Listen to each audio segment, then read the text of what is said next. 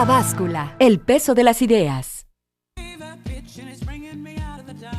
¿Qué tal? ¿Cómo está? Muy buenas tardes. Un gusto saludarle en este jueves de gobernanza en La Báscula, el peso de las ideas, en este esfuerzo conjunto que realizamos Radio Noticias 1070 y C7 Jalisco. Jueves de gobernanza en esta ocasión con el doctor Francisco Hernández Lomelí. Francisco, ¿cómo estás? Buenas tardes. Buenas tardes, igualmente. Bueno, vamos a comentar 3 temas, si nos alcanza el tiempo 4, pero básicamente, como es jueves de gobernanza, son situaciones que se registran. Hoy el informe de Coneval, muy interesante. Jalisco salió pues bien librado con las cifras que se dan a conocer por el Coneval el día de hoy. Al mediodía se publicó este informe de los últimos 2 años de políticas sociales en México y en la entidad, por supuesto. Pero vamos a iniciar con un tema que, cuando menos en España, desde hace 15 días da mucho que hablar.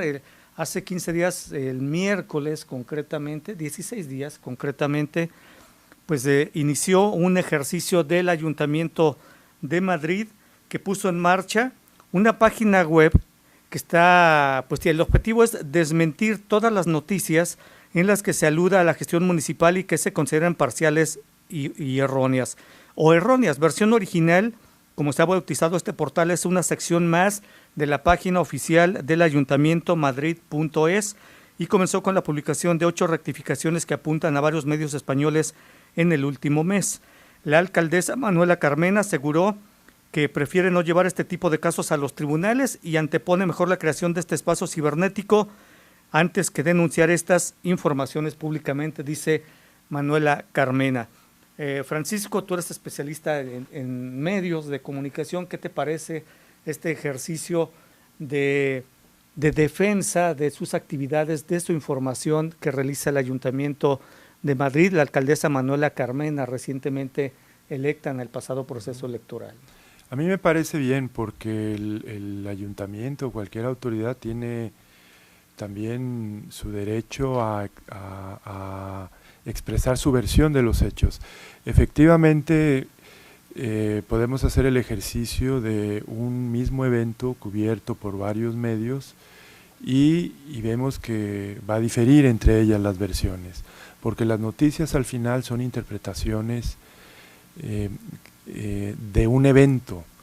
No hay, desafortunadamente, una nota objetiva que cubra el 100% de lo que fue un hecho, sino que se interpreta, o algunos mejor, otros peor, el evento. Entonces, el ayuntamiento yo creo que tiene el derecho a expresar su versión y no entrar en polémica, ¿no? Y ellos dan su versión. Por ejemplo, a mí me imagino un ejercicio de estos en Guadalajara, donde el alcalde diga que se deben, tengo ahora presente el alcalde de Zapopan, que decía, debemos solo 60 millones de pesos a los contratistas, y los contratistas no, son 90. Y los medios manejaron 90, la primera versión de los contratistas. El ayuntamiento dijo, no, ahora si lo dice, debe tener el sustento para demostrar que son 60 y no entrar en una polémica, ¿no? A mí me gusta más la deliberación, pero con bases, con tu sustento y con tus pruebas. Entonces, si el ayuntamiento, en este caso Zapopan, dice, no, son 60 millones, no 90, y aquí están las pruebas, pues sería magnífico, ¿no? Por supuesto.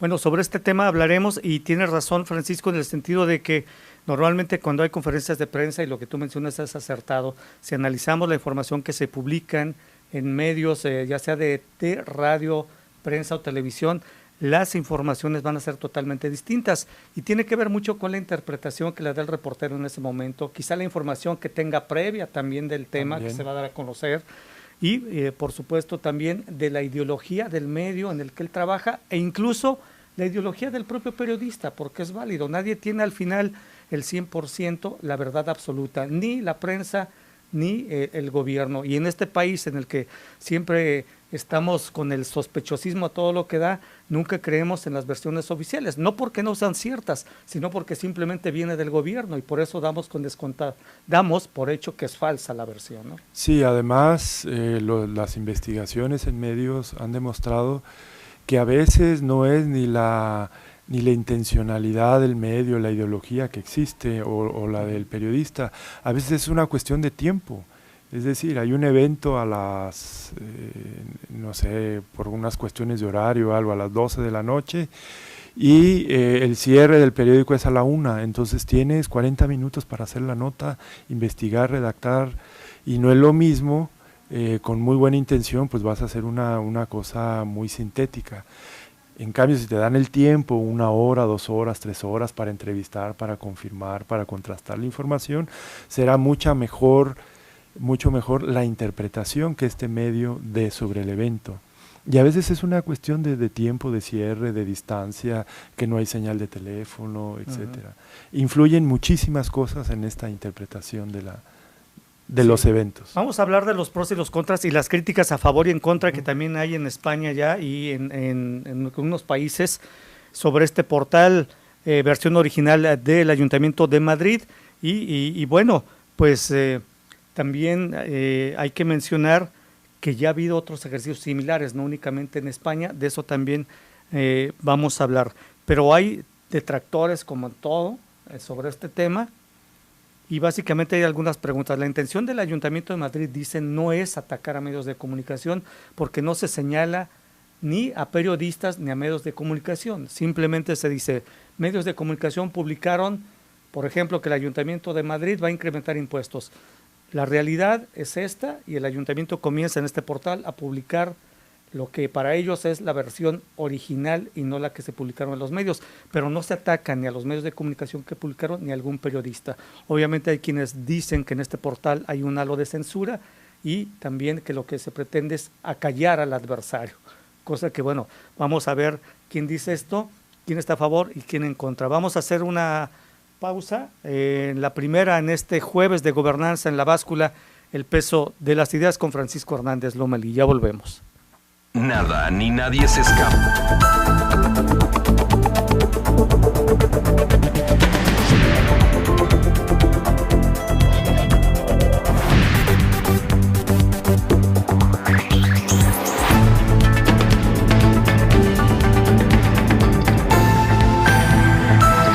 La báscula, el peso de las ideas. Bueno, continuamos en la báscula, el peso de las ideas, jueves de gobernanza con el doctor Francisco Hernández Lomelí. Voy a leer textualmente lo que dice el inicio de esta página, versión original del Ayuntamiento de Madrid. Y bueno, dice, uno de los ejes de la participación democrática es una información lo más completa y transparente posible. Esto no siempre es posible por los formatos en los que se transmite la información, preguntas orales no transcritas o por el apresuramiento, como mencionabas, o falta de precisión en la información comunicada. Parece importante complementar o aclarar aquellas informaciones sobre la actividad del ayuntamiento, gobierno o grupos municipales que por aquellas razones o similares generan confusión o alimentan especulaciones cuya falta de fundamento es útil corregir. Es más o menos lo que dice en 2 párrafos esta página de versión original. Hay algunas otras justificaciones sobre esto y bueno, también dice, hay algunas preguntas frecuentes. ¿Existe algún precedente del canal de este tipo en alguna institución? Dicen sí. La Comisión Europea cuenta con Euromits, una web cuyo fin es clarificar informaciones sobre la Unión Europea, donde se recogen correcciones a noticias aparecidas en prensa desde 1992. Y luego limita este espacio la libertad de expresión de los medios. Desde el Ayuntamiento entendemos que este es un espacio de transparencia y comunicación que debería ser útil no solo a los ciudadanos, sino también a los medios, puesto que pone a disposición de los mismos la información original apoyada por documentación para que pueda ser verificada. Así es. Francisco, ¿qué opinas? Así es que esa es la lógica y efectivamente yo creo, en mi opinión, es que un portal de esta naturaleza abona a una deliberación social, no a una polémica entre uno y otro, ¿no? Sino una deliberación. Un medio, ya lo dijimos, es aquí dice por apresuramiento, ¿no? Uh-huh. Y es así, las rutinas de producción de noticias son así, hay muchos factores que te influyen a la hora de interpretar un hecho. Ya dijimos, la ideología del propio periodista, del medio. Imagínense que hay una conferencia de prensa sobre de una organización a favor del aborto. ¿Cómo lo va a cubrir un medio de filiación católica? Pues evidentemente va a dar una versión en contra, porque atenta, digamos, contra la naturaleza propia de la ideología del medio. Pero si vemos la otra, y que a lo mejor va a decir que está a favor, pero el evento, ya estamos viendo dos versiones diferentes de un evento que ocurre, de un mismo evento, ¿no? Entonces, esto es normal, así es, y qué bueno que sea plural la información, porque si no, si fuera todo uniforme, no tendríamos trabajo, ni tú ni yo. Por supuesto. ¿No? El noticiero sería ahí una cosa que todo todas mundo... las informaciones que dan a conocer las noticias fueran iguales, dicen que toda unanimidad siempre es sospechosa, ¿no? Así es, entonces debe haber estas variantes que son normales, se esperan en un régimen plural, y entonces dentro de eso el ayuntamiento tiene el derecho también de puntualizar una información, no de polemizar, que lo puede hacer, pero el portal no es para eso. No, porque ellos simplemente hacen las aclaraciones pertinentes a las informaciones que se publican, no dicen de qué medio es, de qué periodista lo publicó, y también en este portal pues no se pueden subir comentarios, ¿no?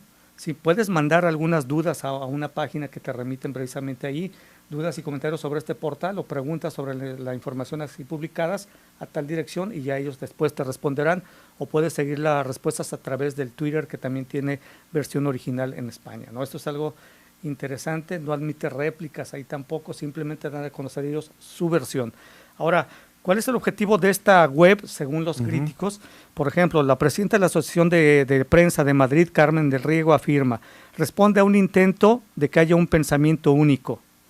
Y luego dice, contribuye a crear un clima de animadversión hacia los medios y los periodistas. Yo creo que no, porque no se dice qué medio es ni a qué periodista, ¿no? Claro.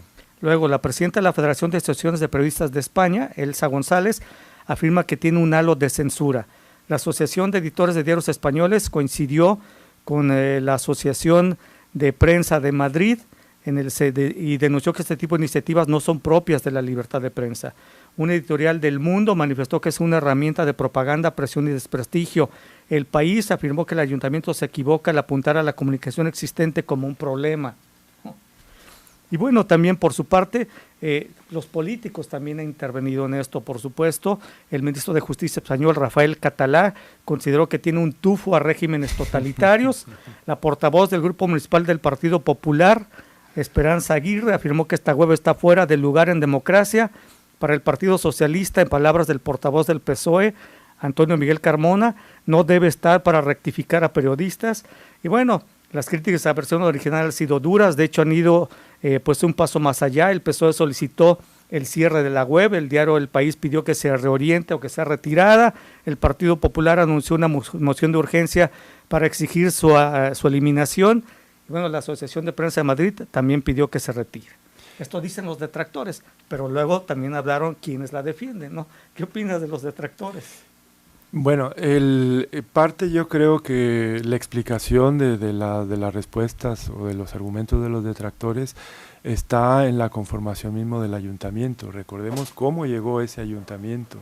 Llegó mediante una coalición y básicamente una coalición en contra de los grandes partidos. También allá están muy hartos de los partidos, como aquí, como en todo el mundo. Entonces, son nuevas formas de hacer política. Yo lo que diría es, dejémoslo, que se deje y vamos probando a ver si es censura o no, porque de entrada, así a priori juzgarlo antes de que funcione, no, vamos viendo, ¿no? Y yo no creo que tenga un halo de censura o autoritario, ¿no? Es una versión y punto. Lo que pasa también es que el gremio de los informadores no gusta mucho la crítica hacia la Estamos propia. acostumbrados a criticar, pero no a que nos critiquen ni que nos rectifiquen. Quizá la soberbia que da el poder de las plumas, las cámaras y los micrófonos están haciendo soberbios a los medios y a quienes escriben en los medios. Entonces allí es un punto sensible, no estamos acostumbrados a la crítica y esto yo insisto, es corrección, no es polémica abierta o pleito con los periodistas, ¿no? Es una corrección y es una versión, sí. Y por lo tanto también tienen derecho a expresarla, creo yo. Bueno, parte de lo que estamos comentando aquí tienen su origen en un artículo muy interesante de Silvia Chocarro. Ella es periodista y consultora en temas relacionados con la comunicación y el desarrollo. Su artículo se llama ¿Y si contamos versión original en versión original? Es la pregunta que ella se hace. Y bueno, los detractores ya los leímos, forman parte de este artículo de esta consultora. Pero ¿qué dicen quienes la defienden? Bueno, a pesar de las críticas que hay en España, han salido en su defensa o han defendido su derecho a existir. Antes incluso de que se emitiera un comunicado oficial, el secretario general del Sindicato de Periodistas de Madrid, Manu Mediavilla, respondió que el ayuntamiento tiene tanto derecho como el que más a la libertad de información y a crear un medio informativo. ¿Por qué no? Claro. Pero posteriormente en un comunicado matizaron, es una herramienta de comunicación que encuadra en la ley de transparencia.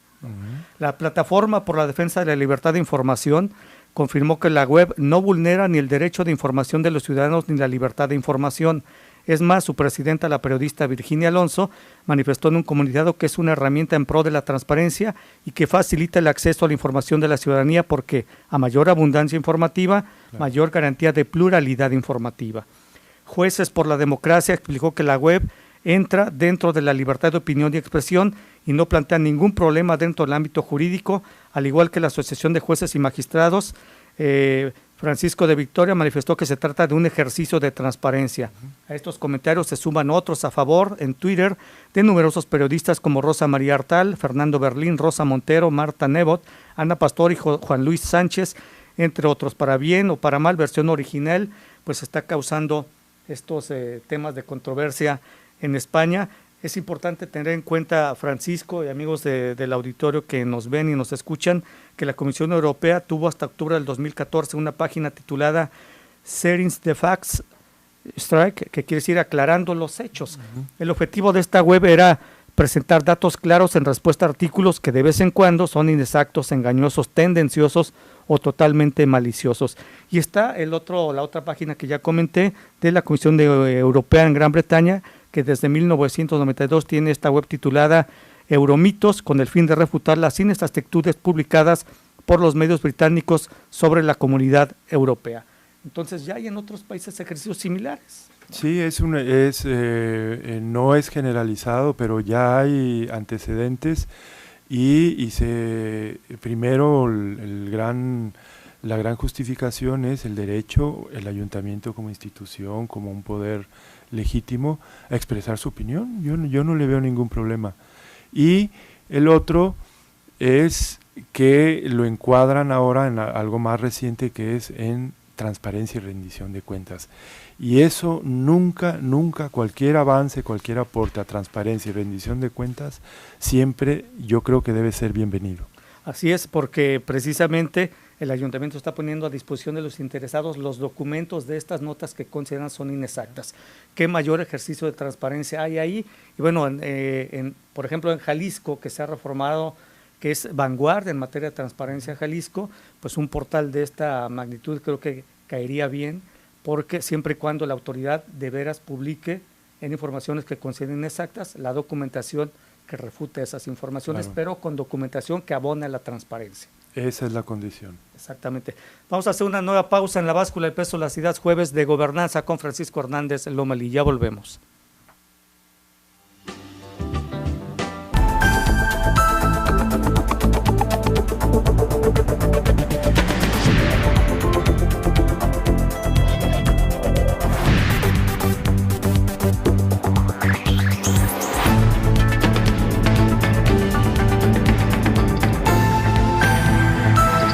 La Báscula, el peso de las ideas.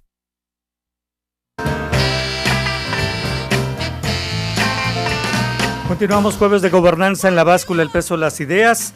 Bueno, en mayo del 2014, el año pasado, Fundar y Artículo 19 difundieron un documento de evaluación titulado Publicidad Oficial, Recursos Públicos Ejercidos por el Poder Ejecutivo Federal en 2013, primario del presidente Enrique Peña Nieto. En ese informe inicial se habló de que el gobierno federal había ejercido 4.195 millones de pesos en publicidad oficial durante el 2013, pero recientemente se actualizaron estas cifras y cifras definitivas indican que se superó este monto inicialmente informado, Francisco.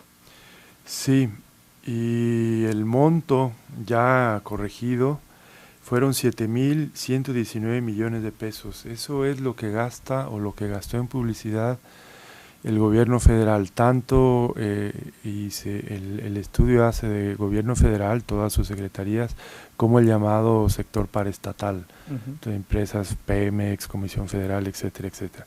Pero ¿qué significan estos 7.000 millones de pesos en publicidad? Primero, que ya lo hemos comentado en algunos de los programas, que no está reglamentado cómo gastar o, como dicen los publicistas, cómo invertir ese dinero en publicidad. Es decir, que 7.000 millones de pesos son a discreción de las autoridades federales. Ellos dicen en qué, cómo, cuándo, dónde y por qué invertir 7.000 millones de pesos. Esa es una primera idea que hay detrás de todo esto, ¿no? Esto se ha denunciado mucho desde hace tiempo, 20, 30 años. Asociaciones, investigadores están señalando que se reglamente, pero ya sabemos cómo termina cualquier intento de reglamentación de la publicidad en proyecto y no pasa por la Cámara, es decir, ahí se queda en las comisiones y no hay manera de reglamentar al propio gobierno, de decirle cómo queremos que invierta ese dinero. Bajo un principio, efectivamente todo gobierno democrático, autoritario, todo gobierno se anuncia y además tiene que ser así, se tiene que anunciar por lo que hace. Pero la diferencia es que en otros países está reglamentado. Hay reglas claras de cómo gastar ese dinero. Aquí no hay. ¿Hay porcentajes de presupuesto que deben ser destinados a publicidad oficial? Hay en los presupuestos, en los presupuestos anuales, hay unas partidas que se asignan. No sabemos el mecanismo, si hubo una evaluación, por qué invertir en televisión y no en radio, en prensa. Eso es lo que no sabemos. ¿Por qué? Está oscuro, a discreción, ¿no? Está a discreción. Que legalmente es una atribución, ¿no? Claro. Es una atribución, pero si estamos ya viendo o queremos analizar y reflexionar sobre las actividades de los gobiernos, pero ahora bajo los nuevos paradigmas de rendición de cuentas y de transparencia y de gobierno abierto, es decir, que todo tiene que estar perfectamente claro y transparente cuál es el criterio para ejercer ese gasto. Por ejemplo, Francisco, en los presupuestos tanto de gobiernos estatales como municipales, cuando se discuten en los proyectos de egresos para el siguiente, por ejemplo, para el 2016, sí se establece tanto en gobierno del estado como en ayuntamientos qué cantidad se destinará para comunicación social. Sí. Eso sí, y eso es aprobado por el Pleno del Congreso, así por el es. Pleno de o los el cabildo, ayuntamientos, de los cabildos, pero lo que sí no está reglamentado es cuánto a televisión, cuánto a radio, cuánto a prensa y qué criterios deben seguirse para la asignación de esos recursos, ¿no? Así es, eso es. O sea, tienen derecho, y acabamos de hablar con el ejemplo del Ayuntamiento de Madrid, todo gobierno tiene derecho a anunciarse, a decirnos qué hace, cómo hace las cosas, etcétera. Muy bien. Pero, y se asigna efectivamente y le dicen, ahora al ayuntamiento o al gobierno del estado, lo que sea, le tocan 200 millones de pesos y eso se aprueba. Pero ni siquiera eso cumplimos, porque en el informe, habla que en el 2013 el gobierno federal tuvo un sobregiro, es decir, gastó 48.8% más de lo que le habían asignado. Son 2.333 millones más. 2.000, pero tenemos una idea de qué son 2.300. Por ejemplo, es que es la tercera parte, la cuarta parte del presupuesto de la Universidad de Guadalajara, por ejemplo, que Bueno, pues yo tiene puedo decir 20,000 más o menos empleados. la tercera parte de lo que va a costar la línea 3 del tren ligero. Por ejemplo, ¿no? ahí lo Es un tienes ejemplo. ahí, y ahí sale. Bueno, esto, entonces de ahí la importancia y por qué queremos y por qué estamos tocando este punto. No sabemos, cuando dicen, muy bien, de esos 100 millones que se van a invertir en publicidad, para medios de comunicación va a ser 20 millones de esos 100, o sea, el 20%. Pero no sabemos el criterio de a quién le van a dar eso, porque siempre hay grupos o medios privilegiados, que son los que se llevan la mayoría de la inversión publicitaria, y lo demás no hay nada. Yo soy de la idea de que si ya vamos a invertir en publicidad, hagámoslo claramente y con una idea de también fortalecer a los medios. Por ejemplo, hay medios que no reciben nada. Claro. Nada. Bueno, pues ¿por qué no? Reglamentemos. Por ejemplo, la mayoría de los medios... Hay medios que reciben demasiado. O demasiado. O hay otras cosas que están aquí marcadas en el informe. Por ejemplo, de todos estos dineros, los 7,900 millones que hablamos, 7,119 millones de pesos que se invirtieron en publicidad, el 34%, o sea, 1,171 millones, se va a la televisión. Y esto es un poco raro. ¿Por qué? Porque acuérdense que tenemos lo que le llamamos los tiempos del Estado, los tiempos fiscales, el Estado tiene derecho a ejercer un tiempo en cada uno de los medios que le corresponde al Estado, porque los medios utilizan el espectro radioeléctrico que es propiedad de la nación. Oye, Francisco, tengo una duda, pero esto no se derogó en la administración de Vicente Queda, Fox. no, se derogó, pero quedó un porcentaje mínimo. Era de 12%. Era el recuerdo, 12%, recuerdo yo. que fue se estableció en 1969.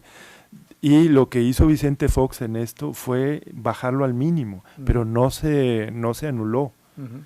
Entonces, aún con eso, el Estado tiene miles de horas que le corresponden por el espacio, pero no las utiliza y prefiere comprarlas. Entonces eso es lo Parte de que... esto se utiliza en los procesos electorales. Parte de eso, sí, y cuando no hay proceso electoral, porque estos Claro. impuestos no son acumulables, ¿no? Pero ¿y cuando no hay? Ujú. ¿Qué hacemos? Entonces se desperdicia y no aprovechamos ese tiempo que es de todos y prefieren comprarlo a las empresas. Como se imaginarán, las grandes beneficiarias son las dos empresas de televisión en México que se llevan casi 1,990 millones entre las dos de publicidad. Y después, por ejemplo, a los medios impresos, en el 2013 ejercieron el 15.23% del gasto publicitario. Esto es 523 millones de pesos, pero no sabemos cuál fue el criterio. Por ejemplo, hay una lista de los medios a los que se les compró publicidad, ¿no? Ujú. Pero no sabemos cuál fue el criterio. Por ejemplo, dentro de esa lista no aparece medios críticos del Estado hacia al Estado. Ujú. Entonces se utiliza esto como castigo, premio. Al no estar reglamentado podemos echar a volar la imaginación. Suponer muchas cosas en este país que estamos tan Eso- acostumbrados al sospechosismo. ¿no? Eso es el problema de no ser transparente, que Oye, y ese es fíjate un- algo sí. que me queda claro, Francisco, decimos, oye, para el siguiente año que se inviertan 100 millones de pesos en publicidad del presupuesto de un ayuntamiento.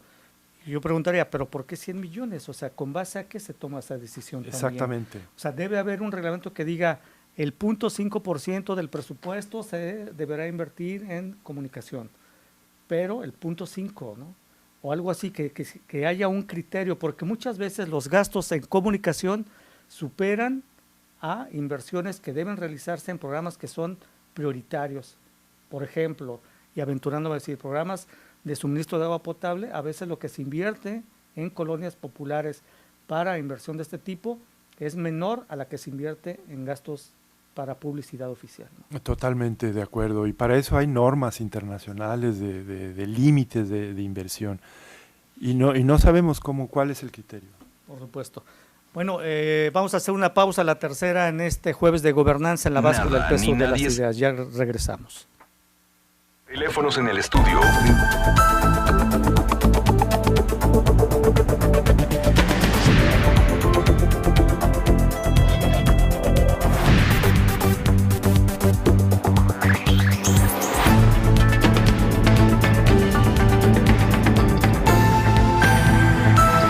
La báscula, el peso de las ideas.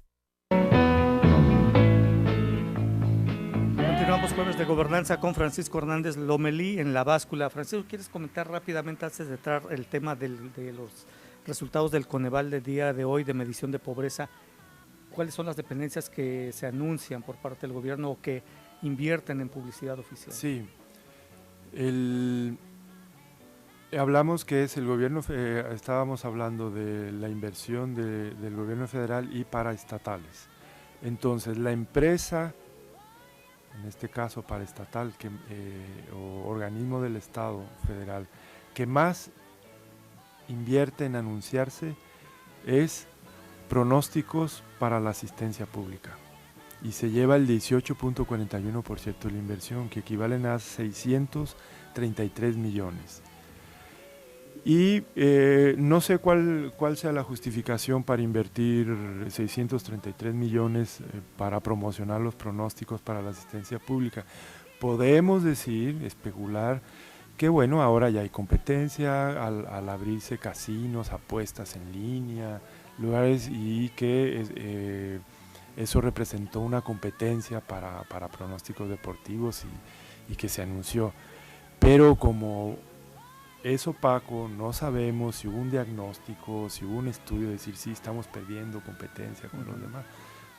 No sabemos. Bueno, la segunda institución que más se anuncia con 482 millones es el Instituto Mexicano de Seguro Social.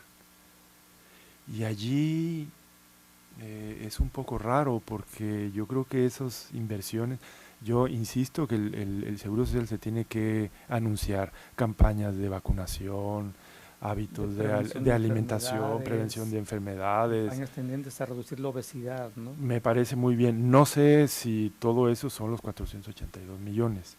Bueno, pero la tercera es la Lotería Nacional para la Asistencia Pública, con 249 millones.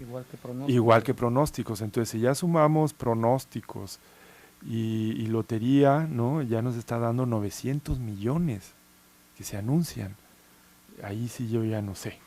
Y Petróleos Mexicanos es la cuarta con 228 millones. Supongo yo que o fue mucho de publicidad para estos nuevos esquemas de colaboración. La reforma energética básicamente, ¿no? Bueno, después la Secretaría de Hacienda con 120 millones, que supongo también tiene campañas de la declaración anual, que se pongan al corriente, impuestos, temporalidades, así. Bien, después la la Secretaría de la Defensa Nacional con 101 millones de pesos invertidos. Los necesita, la Secretaría necesita informarnos qué están haciendo y cómo lo están haciendo. Y allí yo creo que está bien justificado porque tenemos que saber qué hacen. Comisión Federal de Electricidad, igual, 101 millones, Secretaría de Comunicaciones y Transportes, Secretaría de Agricultura y Secretaría de Gobernación con 93 millones. Bueno, la CEGOP yo no sé para qué se anuncia, ¿no? No, y yo esperaría ver entre la primera, segunda, en lugar de Lotería Nacional, por ejemplo, la Secretaría de Educación Pública o la de Salud, si estamos hablando de campañas de prevención, etcétera. Esas son las que a mí me gustaría ver que invierten en campañas de bien público, y no creo que se justifiquen ni pronósticos ni Lotería Nacional. Y menos CEGOP. Bueno, hoy, gracias Francisco, por este tema. Hoy el Consejo Nacional de Evaluación de la Política de Desarrollo Social presentó los resultados de la medición de pobreza 2014. Esta información que se recabó durante 2012 y 2014 y que básicamente ya tiene que ver con las actividades desarrolladas por el gobierno federal en la presente administración y el gobierno estatal también en la presente administración. Estas se calcularon a partir de las bases de datos del módulo de condiciones socioeconómicas de la Encuesta Nacional de Ingresos y Gastos de los Hogares que realizó el INEGI entre agosto y noviembre del 2014. Y bueno, los datos ya concretos para que no se nos vaya el tiempo, entre 2012 y 2014, el porcentaje, estamos hablando de porcentaje de población en pobreza, subió de 45.5 a 46.2%. El porcentaje de pobreza extrema, sin embargo, bajó de 9.8 a 9.5%. La población en pobreza aumentó de 53.3 a 55.3 millones de personas y la pobreza extrema se redujo de 11.5 a 11.4 millones de personas entre 2012 y 2014. El número de carencias promedio de la población en pobreza se redujo entre 2012 y 2014 de 2.4 a 2.3 y las carencias promedio de la pobreza extrema bajaron de 3.7 a 3.6. Entre 2012 y 2014 el porcentaje de la población rural en pobreza pasó de 6.6 a 6.1%. Aquí bajó en la población rural, pero en el caso de la población urbana la pobreza pasó de 40.6 a 41.7.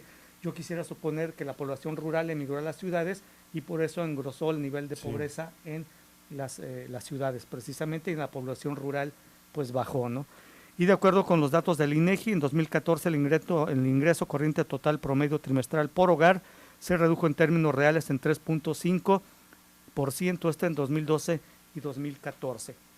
Esto es más o menos a nivel nacional. Hay algunos datos importantes, por ejemplo, en los estados, pues se menciona en 28 de los estados hay aumentaron los niveles, no, se redujeron los niveles de pobreza, solo en 5 aumentaron, y a Jalisco le fue muy bien. Esto es que vale la pena mencionar.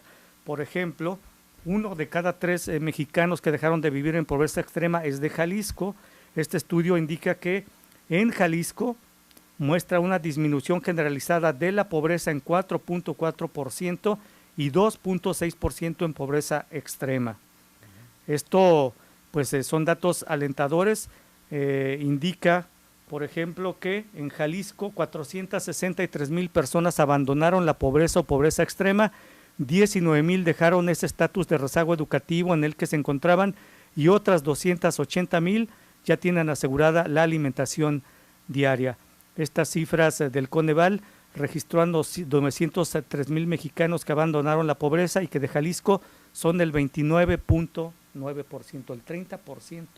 Corresponde a Jalisco, datos alentadores para la entidad. Y te comentaba antes de entrar al aire un dato que me parece importante, dos concretamente en materia de indicador de pobreza. Por ejemplo, la población en situación de pobreza en el 2010 estaba en 37%, en 2012 pasó de 39 al 39.8 y en 2014 bajó al 35.4. Este 35.4, Francisco, de este año 2014, del año 2014 es inferior al 37% que se registraba en 2010. O sea, se puso a niveles inferiores del 2010. Este es un dato muy alentador y revelador. Y otro dato importante, la población en situación de pobreza extrema, por ejemplo, en 2010 estaba en 5.3%, en 2012 aumentó a 5.8% y en esta reciente medición del Coneval bajó a 3.2%. Este 3.2% es inferior al 5.3% que estaba en 2010. Dos datos alentadores en materia de medición de pobreza que hace el Coneval. A Jalisco le va muy bien en esto y pues hoy las autoridades pues, supongo que deben estar contentas porque cuando menos indica que las políticas de asistencia social o de desarrollo social dieron resultado en estos 2 primeros años de la administración. No es suficiente, todavía falta mucho por hacer, ¿no? Sí, yo consideraría el informe nacional como moderadamente optimista, ¿no? Ahí leve, pero en Jalisco sí es alentador, es más claro en avances. Por supuesto, y bueno, estos datos se dieron a conocer hoy básicamente y que tienen que ver con todo lo que está haciendo, por ejemplo, en materia de rezago educativo, y las autoridades atribuyen estas buenas cifras a la inclusión masiva de personas al Seguro Popular, por ejemplo, más adultos mayores en el padrón de beneficiarios, los programas de entrega de piso firme, los programas de bienevales, de mochilas con útiles, mujeres jefas de familia, la instalación de comedores comunitarios en todas las regiones del estado, además del crecimiento en las inversiones que detonan nuevos y mejores empleos.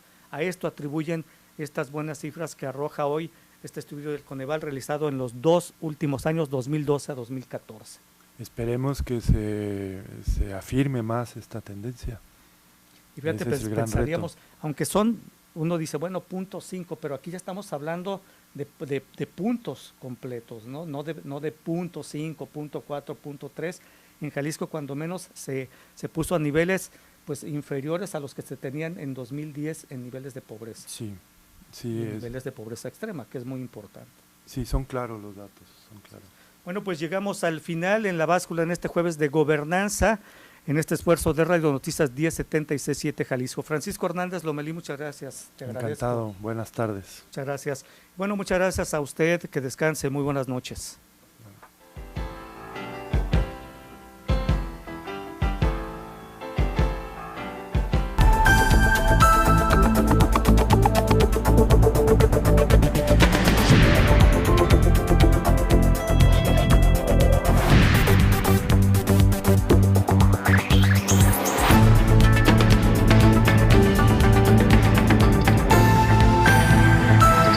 La báscula, el peso de las ideas.